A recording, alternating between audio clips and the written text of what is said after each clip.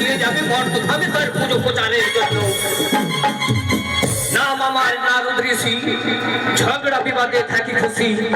300 দিনের ঝগড়া যদি আমি শুনতে পাই, 300 দিনের ঝগড়া যদি আমি শুনতে পাই, 7 সমুদ্র পারে গিয়ে হাততালি বাজাই।